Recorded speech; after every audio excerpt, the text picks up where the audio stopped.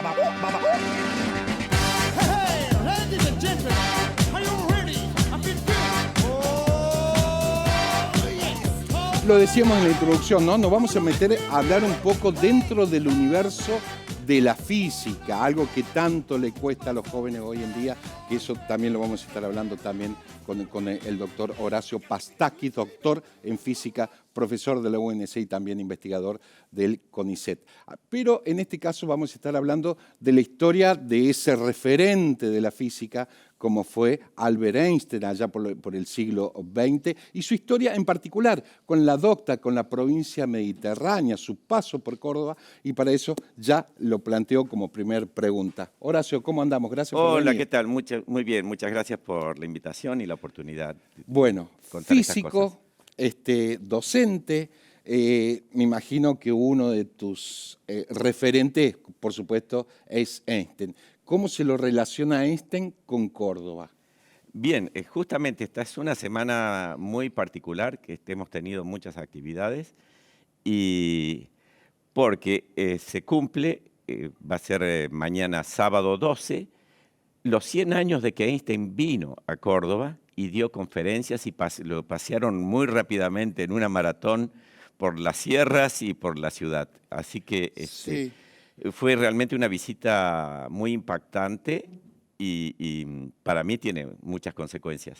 Es un dato muy revelador, digo, vale la pena refrescar la memoria, porque uno recuerda pasos generalmente o de figuras del arte o del espectáculo o de políticos, por ejemplo, pero no, la verdad que yo no lo tenía que había pasado por Córdoba, Horacio.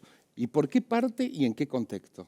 Bueno, realmente en ese momento fue casi el momento culminante de Einstein. Él ya había desarrollado muchas investigaciones, particularmente de los átomos, de lo que es el comienzo de la física cuántica, y había iniciado la teoría de la relatividad. Podría haber tenido 4 premios Nobel. Tuvo uno. Tuvo uno. Sí. Y lo acababa de recibir unos pocos años antes. Fue en 1920. Lo recibió efectivamente en el 23 y estaba viniendo a Córdoba en el 25. Sí. ¿Y por O qué sea lo que estaba en la cúspide. Estaba en la cúspide. Por otra parte, él estaba en ese momento, ya se estaba notando una persecución importante de los judíos en Europa, y él estaba tratando de organizar una patria judía, y entonces tenía contactos con la comunidad en Argentina, había considerado venir. Lo invitó mucho Leopoldo Lugones, que lo conoció el escritor, sí. en Alemania, y ahí para los cordobeses es una cuestión muy interesante. Tenía un alumno que se llamaba Enrique Gaviola.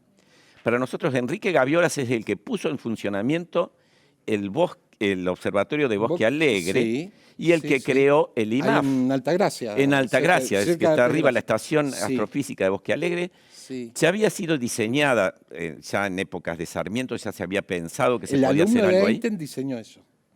El alumno de Einstein Sí. diseñó el telescopio y ya la puso en funcionamiento después, ¿no? Sí. Pero ese momento era simplemente un alumno. Entonces, en un momento, considerando la posibilidad de venir a Argentina, Einstein habló con este alumno, Enrique Gaviola, y Gaviola lo entusiasmó a que viniera y que diera charlas comunicando sus ideas.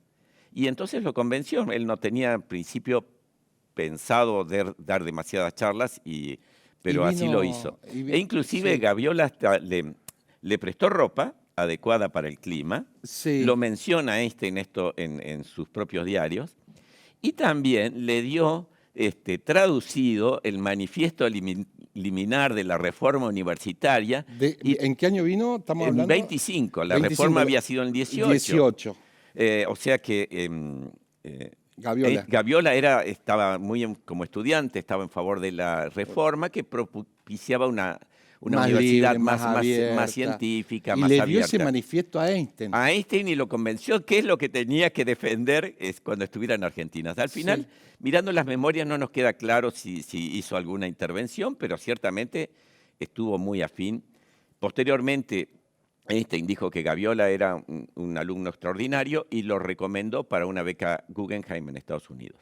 Bien, Gaviola, que finalmente tuvo tanto ¿Cordobés rol estamos hablando? No, vos sabés que era mendocino, después se estableció en Córdoba. Ajá.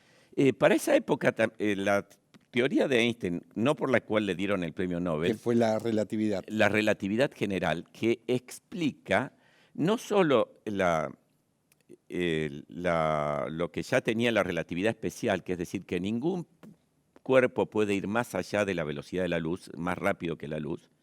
La relatividad 300 especial kilómetros tiene por segundo.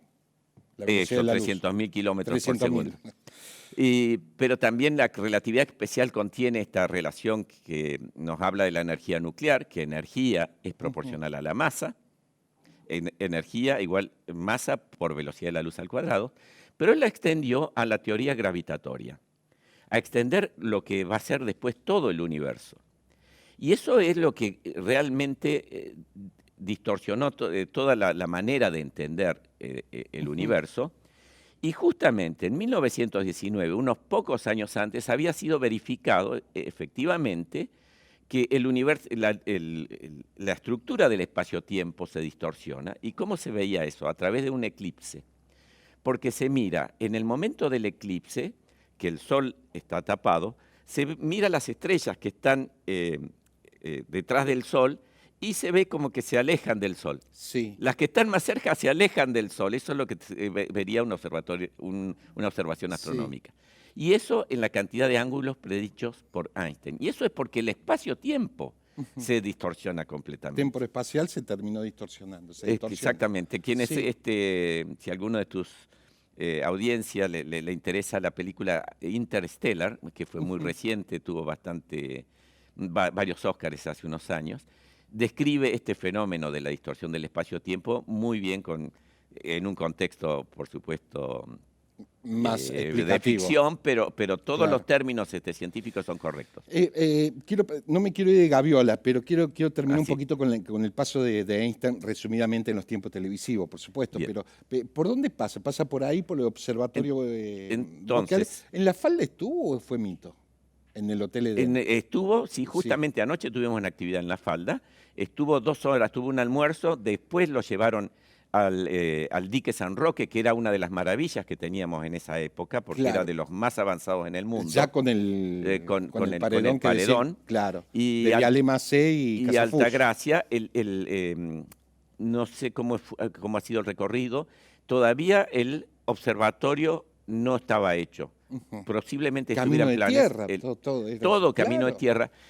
Ayer me enteré que justo se acababa de inaugurar el Camino del Cuadrado, justamente Sí. para proveer de transporte al Hotel Edén, que era este centro internacional que Turístico, teníamos internacional. en las sierras. Claro. O sea, ¿qué pasó?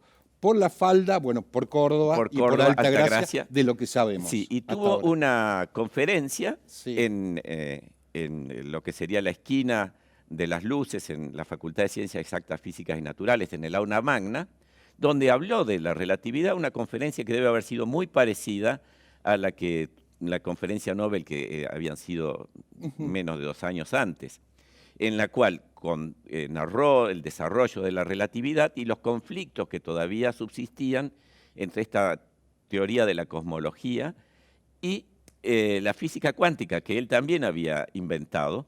En ese momento no lo dice como la física cuántica, sino Como la teoría física, como teoría física.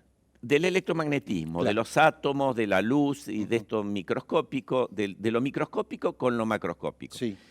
Ese conflicto que ya existía en ese momento todavía subsiste hoy en día. Mirá Así vos, que ¿no? Horacio, no me quiero despegar de alguien referente, por más allá que haya nacido en Mendoza, pero que fue un gran alumno, según palabras de Einstein, como fue Gaviola. ¿Qué fue después de la vida de Gaviola? ¿Se termina jubilando en Córdoba? Gaviola era un personaje muy especial, Sí. muy con muchas convicciones y muy fuertes, y a veces colisionaba con las autoridades. En algún momento lo convocan al Observatorio Astronómico para desarrollar el proyecto de Bosque Alegre, diseña el telescopio, lo mejora a un grado técnico superlativo, decide crear la Facultad de Matemática, Astronomía y Física, en ese momento era un Sí. instituto para FAM, formar la FAM. astrónomos, Sí. físicos y matemáticos, Sí. y le pide a la universidad que diera becas completas a los estudiantes. Se crea el instituto, con toda su estructura formal, pero no se dan las becas a Que los la universidad estudiantes. le dice bienvenido, pero acá no. Entonces, Sí. entonces las becas no están y se renuncia. Y renuncia. Y entonces entró, bueno, en problema de sombras, Interesante, ¿no? el instituto, que Poco fue salvado después claro. por este otro personaje que muchos conocerán, Alberto Pascual Maistegui, fue el que finalmente Lo le dio la termina- forma al Instituto de Matemática, Astronomía y Cosas Física. que no sabíamos. Me quiero despedir por una cuestión que tiene que ver, creo, con lo más personal. Te quiero sacar de la física, pero es inherente a la física. Hoy en día vemos muchos jóvenes, esto seguramente tiene mucho que ver, digo, en su producción sí, seguramente necesitan la física, entre otras cuestiones. Pero, ¿cómo se hace para resurgir ese enamoramiento, si es que se puede, de los jóvenes con la física, Horacio? Hay que empezar con la curiosidad y con lo que nos rodea. El experimento de Einstein, por el que tuvo el premio Nobel, Sí. es el que explica por qué cuando pones un clavo en la hornalla de la cocina se va cambiando de color, se va poniendo rojo, después se va poniendo cada vez finalmente muy amarillo, y si lo calentáramos suficiente sería color azul. Ese tipo de cosas son jugar con imanes, con clavos, son cosas que Einstein tenía siempre presentes y que usó en sus teorías. Entonces hay que observar lo que nos rodea y estar abiertos a la curiosidad y a tratar de relacionar cosas. En resumidas cuentas, y esto corre por cuenta mía, vivimos prácticamente haciendo física. No nos damos cuenta, pero hay un déficit, me parece, de los jóvenes que no se terminan de enamorar de la carrera de la física, del físico, ¿no? Así Horacio, muy gentil, muy explicativo y gracias por haber venido. Muchísimas gracias, espero volver alguna vez. ¿Cómo no? Así será. Hasta la semana que viene, gracias.